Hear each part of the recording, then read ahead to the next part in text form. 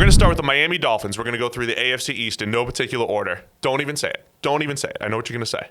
I just listed teams. I just typed them out in any order in my brain. The Dolphins are first because they have the most needs. In no particular order. So fixing the Dolphins to start. They have to find a quarterback. They have Ryan Fitzpatrick. They're sitting at number 5 overall in the draft. But we like Joe Burrow. We like Tua. They might not have a chance to get a guy that we feel that great about. What should they do at quarterback? Justin Herbert, I just wrote about him the other day, feels like a bit of a stretch at 5.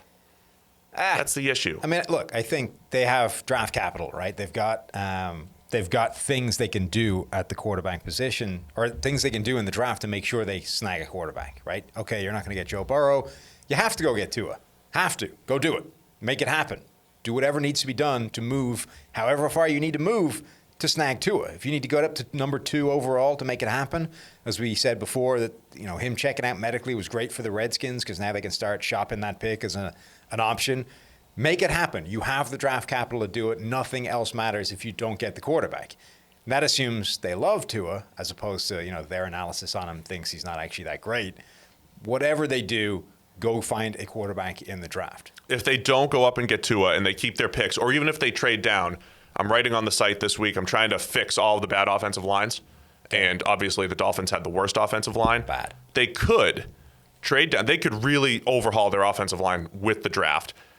If they are at number 5, or if they're able to trade down from there and it's not a quarterback, grab one of those first-round offensive tackles, Andrew Thomas, Tristan Wirfs, Jedrick Wills. It could be any of those guys. Those are our top 3 tackles. They could grab Josh Jones. On the flip side, they could grab 2 really good tackles. That is their biggest weakness. Their tackle spot is terrible, despite having Jesse Davis locked up at right tackle. As he's not that great. I mean, their alternative would be you spend this offseason fixing everything else and then hope you get the quarterback next year. But you might be in the same position, right? If we end up in the draft, let's say we failed at the tanking thing again. We won a few games. Now we're picking number 6 overall again, and we're still no closer to getting that quarterback, in which case you need to do the whole thing over again. You need to either make some insane run for the number 1 overall pick to get a Trevor Lawrence or whatever, or you just kick it down the line again. So, look, you're never going to have a better opportunity. You can't guarantee a better opportunity at snagging a quarterback. If you think Tua is a franchise quarterback, get him in this draft, whatever it takes. It's a fascinating plan, though, if they just tried to fill all their needs and push quarterback a little bit, because they could come out of this with 2 top tackles. And if you guys read the analytics mock, which is surely going to aggravate some people because it's through a completely different lens, positional value and players you do not expect to see in the first round. 12 receivers in the first round, apparently. It's built through the pass game, which we love. But the Dolphins come out with C.J. Henderson, the corner from Florida, and Jeff Gladney, the corner from TCU. They could come out with 2 corners in the first round, a tackle, and maybe another tackle on the turn in the second round, and boom, there you go, some extremely valuable positions for the Dolphins as far as their turnaround. And then it's hey, is it Justin Fields? Is it Trevor Lawrence? How do you have who do you look at as quarterback next year? It's not the worst thing in the world, but you are kind of kicking the can down the road and taking a little risk. You're kicking the can down the road, and you're running the risk that you win enough games that you're in no better position to snag that quarterback, in which case you're in a really tough spot next year, because then you have the same question, only you've spent all the picks on this group that was supposedly building around the quarterback that still doesn't exist yet. So if you're going to do that, you almost need to win-proof the team with the quarterback, right? You need to roll into this season and say, all right, Rosen back out there. Josh Rosen is going to be the guy. And let's hope to God he doesn't develop. Otherwise, we're screwed. We need to ensure that the quarterback position this year is so bad that we cannot win more than 2 games. So in addition to the draft, the Dolphins also have the most cap space in the NFL. Is there a certain way to go? I'm assuming in free agency we would only be looking at some of the younger players. So we're talking about the Javon Hargraves of the world, the DJ Readers, only get guys that are going to be a part of the rebuild, the 4 and 5 year plan here, right? The thing is, they're in the same spot that the Browns were in before they snagged Baker Mayfield, right? Which is we're assembling draft capital and we're assembling cap space so that when we get the quarterback, we can deploy it all at once and quickly build a roster around this guy. I don't think you spend it until you know you have the quarterback. So what we were just talking about, this idea of, well, if you kick it down the road, you don't know that you can even get it next year. So you can't spend that cap space without knowing that the quarterback is in place. Honestly, if I were them this offseason, I would not be spend happy in free agency. I would wait. I would wait until I know I have a quarterback in the building to build a roster around, and then next year is the year I would be going spend crazy. All right, so here's how I'm gonna sum up the Dolphins. Get the quarterback. The end. Normally, I would say go get some playmakers for him and then worry about the offensive line. But you got to creep back toward average. I got my creep back toward average shirt on under hidden. this. Yeah, perfect. Yeah, well hidden. I would go quarterback, get some tackles because Julian Davenport and Jesse Davis aren't getting it done. Then start to add playmakers around the quarterback. On defense, back to front, continue to add more coverage players. And boom, the Dolphins have been solved I think in 5 minutes. I think free agency for them should be a couple of low-level value deals that you think are going to be worthwhile, whatever happens. So use the cap space next year. Yeah. So just keep the powder dry, stay calm, keep the war chest intact, get a couple of value signings who are young enough to be around in a couple of years, and doesn't matter if it doesn't work. And even if you don't get the quarterback, are still useful components of a team, but not enough game changer to actually, threaten to win games and screw the whole plan up. All right, moving on to the New England Patriots. We're going to fix them in 5 minutes as well. So see the timer right there, Sam? I do. It's right there. Boom. We're good. For New England, it has to start with the quarterback. Where are they going to go with QB? If you're in a perfect world here, do you want Tom Brady back, or do you think New England has a better option if you were running the team? That's a really good question. I honestly don't. It kind of depends what Brady wants from a contract point of view, right? Because so much of what they've built around Brady has been predicated on this idea of he will take a slight hometown discount, to enable you to put a better team around him. Now, I think that's probably been overblown a little bit, and it's not like he's been doing this for like $4 million a year. Yeah, our guy Timo quantified it. It was worth about a win receiver. or so, win and a half over 10 years. But it's more to the point in terms of contract, it's basically a slot receiver a year, right? It's a number 3 wide receiver every year that he's been doing this, which is useful, but it's not like they're building an entire offense based on the cap money that Tom Brady has been saving them. So if he's willing to do that again, okay, I think that's worth doing. If he wants suddenly market value again, I probably don't want any part of that. In any other year, I would not want to get rid of him on the basis that there's no viable alternative. This year, given that he's now 42, he's started to show signs of decline again, and suddenly we're in this quarterback-rich marketplace in terms of free agent options. I would think seriously about using this as the opportunity to move on and get a replacement. So who's your replacement? There's a lot of rumors. Teddy. So you're bringing Teddy into New England. Tell me that's not a great fit. Oh, I think it'd be a good fit. Now, look, I'm not saying Teddy Bridgewater is Tom Brady, obviously. I am, though, saying that Teddy Bridgewater in that offense is a really nice fit. And whoever the quarterback is, whether it's Teddy, whether it's Tom Brady, or whether it's somebody else, they have to understand that they need to rebuild the weapons around him, right? So that's got to be their offseason plan anyway. So you give Teddy some decent weapons to play with, their offensive line is not terrible, and that defense is good. I think that's a strategy that can win. So you're bringing in Teddy, and now how do you build the playmakers around him? You got the number 23 overall pick, and then there's no second-round pick because of Mohamed Sanu, who just had off-season surgery. Yes. Now, you're also bad traditionally at picking receivers in the draft. So I would think seriously at what I can get for that first-round pick, that number 23 overall. I would start calling up anybody with a viable wide receiver in the NFL and figuring out if anyone's going to move a player. Stephon Diggs, I'd be seriously tempted. I would throw number 23 at the Vikings for Stephon Diggs, and honestly, more. Like if I could get 23 and a player, I think that's well worth doing for Stephon Diggs. Odell Beckham, I think, would be another guy that I would throw number 23 at and see if we could move. The Patriots, I think, they need to make sure they hit on whatever they do with that number 23. I think you either need to try and get a proven commodity in the NFL, or you need to nail a first-round impact rookie wide receiver.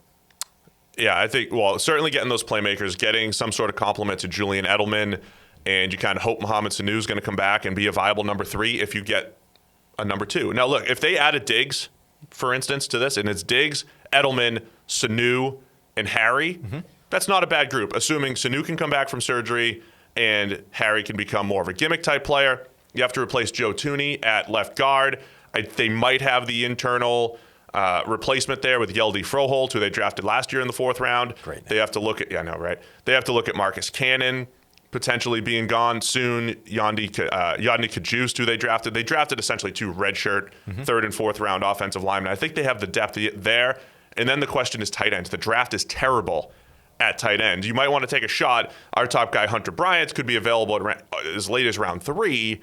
You got to take some shots at tight end as well. I mean, I think tight end is a perfect Patriots bargain basement free agent paradise, where all of these guys have some kind of red flag or question mark or injury history that's well documented.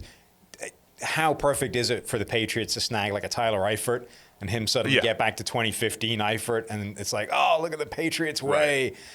I mean, either that or he gets injured and he never sees the field for them, but I think Eifert should at least be one of the shots that they take, but there's got to be probably a cleaner shot too. It's a weak year though for free agency and the draft as far as tight end goes. Maybe that's the place where they trade and they try to stitch together the wide receiver core. I think free agency. I think because all these guys have got these red flags, I think free agency is a perfect spot to roll the dice at tight end for the Patriots. You take a Tyler Eifert, you take, Jordan Reed.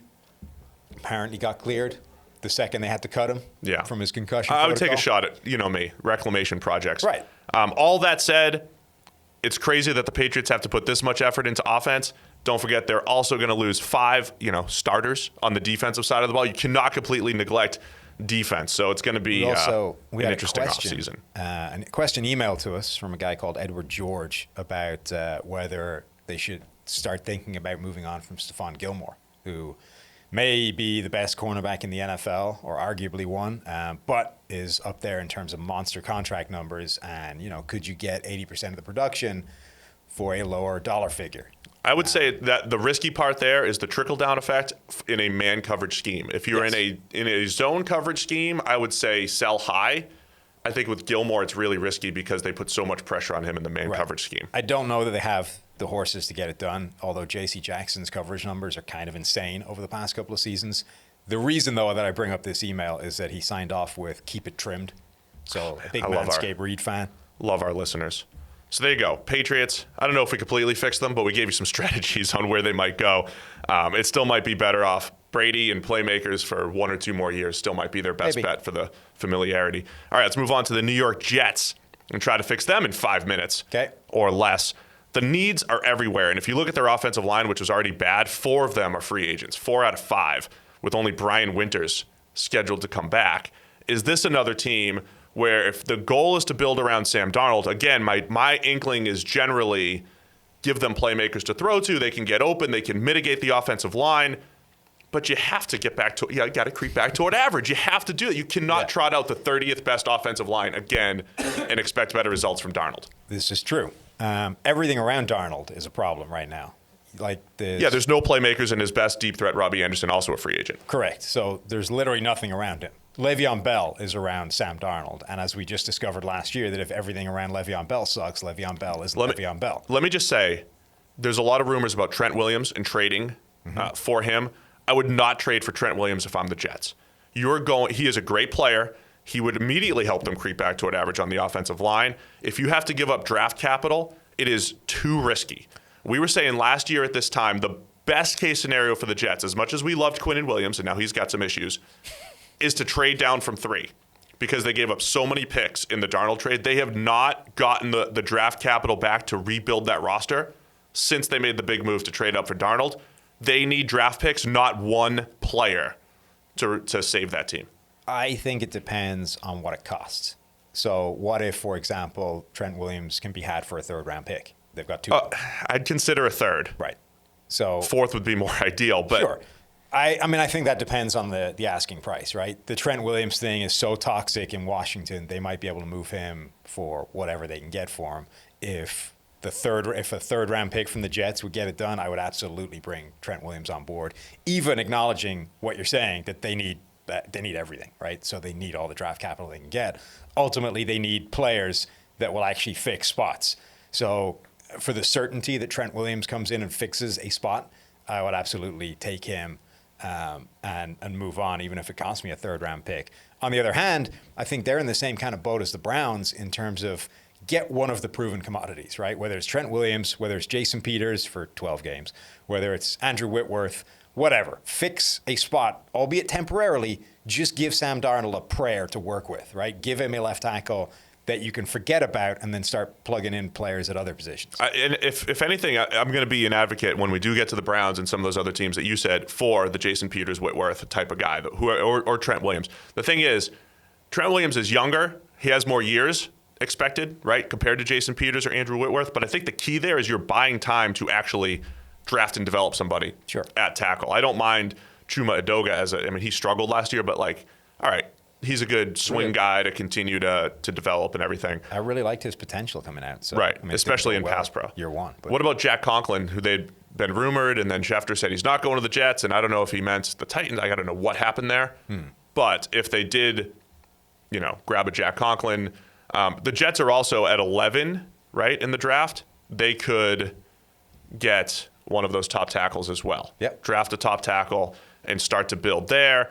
Should they be in the Amari Cooper sweepstakes? See, the interesting thing about the Jets is that they don't have all the cap space in the world that you would assume a team this not good. They're still top 12 or so. Right, but they're like half the cap space almost of the teams at the very, very top. So, well, last year at this time they spent a lot. They had a lot, and they spent a lot on C.J. Mosley. I know. Le'Veon Bell. But I think they need to be in the wide receiver market, whether it's Amari Cooper or whether it's somebody lower down. Honestly, they should be trying to bring Robbie Anderson back.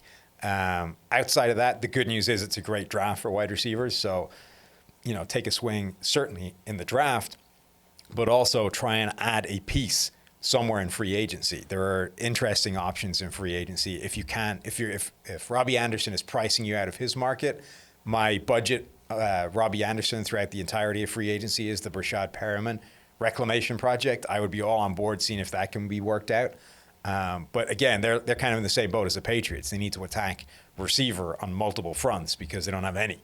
I've been of the theory. So deep passing is generally very much dependent on the receiver. Sam Darnold in general isn't a great deep ball thrower. I think if you're going to get that out of him, you need a great deep threat who's either going to get open or win in contested situations. And then Darnold at his best, pretty good throwing the ball up to 20 yards. And I think that's how you stitch together that Jets offense. Ultimately, they need to do a better job than what they did last year. Everywhere that they attacked was lower value positions. Their top draft pick, interior D-line, Quinnen Williams. Okay, it's tough for him to make an Aaron Donald type of impact. They grabbed C.J. Mosley, who I said at linebacker, Le'Veon Bell over the last couple of years, bringing him in at running back. They need to, and now they're sitting there with their biggest needs in the pass game. Wide receiver, corner. They've needed an edge for 15 years, really since John Abraham. They've really needed an edge for a while, but those are the positions they need to attack. Get back to an average on the offensive line, get some weapons, get some corners, and work from there. Jets, generally, solved-ish. There's a lot of work to do there with the Jets. Ultimately, though, trade down and get draft capital. They have not gotten that draft capital back. Some of these teams might take more than an offseason to fix. Fair. All right, Buffalo Bills. They're in an interesting spot right here, right? They're starting to build that roster around Josh Allen and doing a pretty nice job of it. They just added Josh Norman to the mix. What are your thoughts on Josh Norman now being that guy opposite Tre'Davious White? I would consider that a downgrade to Levi Wallace. Josh Norman looks pretty cooked at this point. I understand that the scheme is better and the scheme that coaxed his best years out of him, but I don't know that he has the juice left anymore. And Levi Wallace is kind of okay. So, let them battle it out and see what happens. Sure. I would say. I mean, if that's a fair competition, I would expect Levi Wallace to win. They did a decent job with Kevin Johnson, bringing him in as a reclamation project. Yeah, also didn't work out, but that's also because Levi Wallace is better than him. It was just a 1 year. It was a 1 year deal, right? It was a 1 year option. I'm okay with kicking the tires. Let's see what's left. But I wouldn't expect that to upgrade that group. If you're going to upgrade the second corner opposite Tre'Davious White, I think you're probably going to need to do it in the draft or spend bigger in free agency. The Bills are at a spot in the draft where I think a lot of people are mocking wide receivers to them. So we keep coming back to the same concept of building through the pass game. I like the idea of adding another weapon to John Brown and Cole Beasley. I thought they did a great job of adding a specific deep threat, intermediate and deep threat in John Brown, who was fantastic last year, and Beasley, a nice slot weapon who gave Josh Allen a lot more open targets underneath. we've talked about this before, but if you had a third wide receiver, if it's a T. Higgins from Clemson or a Jalen Reagor from TCU, is there a specific way that you're going to go there? Is it a deep threat? Is it a bigger-bodied receiver? Which way do you want to go there? Because I think finding that complement to Brown and Beasley is going to be crucial. Well, the Bills are also interesting because they have the third most cap space in the NFL. So one of the things, part of it, I think, is people are wrong about what they're saying about the Bills receiving core, right? They dropped a lot of passes, so people think they sucked. But ultimately, they were getting open all the time. Who thinks they sucked? I thought they were fantastic. A lot of Bills fans think they're not good because they dropped a lot of passes. So it's, the receiving core let down Josh Allen, because obviously Josh Allen can't be at fault for anything. So the Bills... They did a nice job last year. I agree. So, one, I don't think they're as in need of receiver help as a lot of other people do. Two, they are, however... So this idea of the number one, right? Now, those two guys both get open a lot. I don't know that you would call either of them this unquestioned number one who can win in any scenario against any defense, against any cornerback. So if you want to say, okay, let's throw a legit number one into that receiving core, they could be in the Amari Cooper sweepstakes, given the amount of salary cap space they have. They're one of the few teams that could legitimately throw a market-setting contract Amari Cooper's way, and for it not to impact this roster overall in terms of negative salary cap implications. Then you have three legitimate receivers that can get open. Well, now you might have three guys that can get open at every level. Now you might have the best receiving core in the NFL all of a sudden. So now there's no freaking excuses for Josh Allen at all. He's got a legit number one. He's got maybe the best route-running slot receiver in the NFL, and he's got a genuine deep threat who he can't put the ball in the same area code as. You've got three players. You can't even mention his name without taking a jab at him. That are well-balanced, and that would make this receiving core, I genuinely think that would be the best receiving core in the NFL if they snag Amari Cooper, to the point where I'm talking myself into that being an awesome strategy just to make that happen. Well, yeah, of course it's an awesome strategy because we know, listen, we would do different things as far as always looking to the future at quarterback. I won't even get into those details because that would take too long. But get a lot of hate. But I wouldn't, you don't have to wait till year 3 before you start looking for the next guy. All I'm saying is you're always looking for the next guy at quarterback in general. But they're going to build around Josh Allen. The best way to do that is to get an Amari. A perfect scenario would be getting an Amari Cooper, pairing him with John Brown and Cole Beasley. That would be fantastic. Yeah. I think if they did that, that might free them up, as we're focusing on offense a lot here. But in the first round, if they grabbed one of those tackles as well, this tackle-rich class. Deion Dawkins was nice at left tackle, has been pretty good. But Cody Ford, last year's second-round pick, I still like him better at guard. If you could kick him into guard and grab one of those tackles, potentially in the first round, if they're available, I think that's a great way to build that offensive line, which they threw a ton of resources at last year, and they still have some work to do. They do. I think the other area they need help is just defense generally. Not because the defense is bad, but I think depth and succession plans. I think there's a bunch of places where they can, we've been talking all offseason about how we didn't grade many players on that defense particularly well, but the defense performed really well. And generally that means the coach is doing a really good job, particularly when that's like the third year in a row that that's happened, right? They have consistently been getting more than the sum of their collective parts on defense. Consequently, so don't look at that in a bad way, look at that in a positive way. Honestly, that's been Sean McDermott everywhere he's gone. I know it's not his defense per se, but it's, his fingerprints. So let's start talking about that as an opportunity to make this thing special, right? If we suddenly start adding like legitimate superstar talent to this defense in addition to what they already have, think what the value add is there. Now you can start building a defense that can carry an offense to a Super Bowl championship, the same way the Denver Broncos did or the Seattle Seahawks did a few years ago. Like, they have the potential to do something like that if they add talent to this defense. I really like what they've done in the back seven, adding the athleticism of Tremaine Edmonds and adding, the safeties that, are pretty versatile in Jordan Poyer and Micah Hyde over the last couple of years. I think adding another edge rusher, yes, if it's a power edge like A.J. Epinesa in the first round, I think that would be a good fit as well. Somebody opposite Jerry Hughes and somebody to open things up for Ed Oliver, last year's first rounder, on the interior. And I'd be all for giving Levi Wallace competition in the form of, say, a first-round cornerback. Let's bring in a legitimate superstar talent. Bills fans hate that more than Josh Allen slander, because I was giving them first-round corners last year in all my mocks, And that's, again, based off the premise that you literally can't have too many corners, right? It's literally nothing to do with Tre'Davious White. It's saying you already have one star corner. Let's add a second star corner and make Levi Wallace a third guy. Now you're cooking. I think they're in not a luxury spot, but a good spot to do that and continue to add valuable positions to try to take that next step. That's what I'm saying. You have a good defense across the board. So what happens if you replace a good starter with a superstar? All right, Buffalo Bills strategy at least laid out for 5 minutes. You want to get rid of me and get back to more great PFF YouTube content? All you have to do is push that button right there and subscribe. Thanks for watching.